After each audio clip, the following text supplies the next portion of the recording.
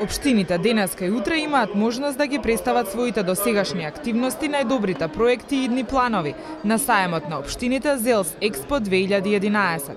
Носечката тема на годинишниот сајм е локален економски развој и можностите за инвестиции во општините во Македонија. Причината зашто управниот одбор на ЗЕЛС се одлучи за оваа тема е токму донесувањето на еден од позначајните закони за локалните власти – Законот за градежно земјиште. Со него на општините им се отвараат поголеми можности за планирање на локалната самоуправа и обезбедување на поголеми инвестиции. Оваа саемска манифестација, која се одржува на секои 2 години, ја отвори министерот за финансии Зоран Ставрески. Република Македонија подолг период спроведува реформи во локалната самоуправа. Процесот на децентрализација отпочна со утврдување на законските рамки за пренесување на надлежностите на општините и обезбедување на потребните ресурси за нивно извршување, како и создавање на стабилна правна рамка за ефикасно и правично обезбедување на услуги на граѓаните.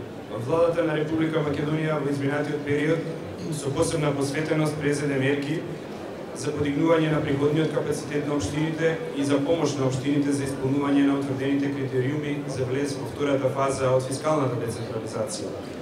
Особено внимание заслужува фактот што до крајот на оваа година сите општини во Република Македонија ќе преминат во втората фаза од фискалната децентрализација.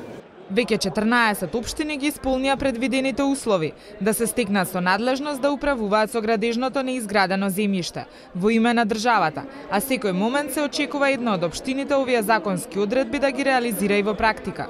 Постигнавме во изминатите 2 години и денес не би сакал да ги набројувам, но сакам да го потенцирам барањето, за кое сите заеднички одлучивме дека ќе биде примерно во сите наши натамошни преговори со централната власт, а тоа е зголемување на финансиската независност на локалните власти, односно бараме зголемување на средствата од зафаќањето на ДДВ во износ од 6% и најмалку 30% од персоналниот данок.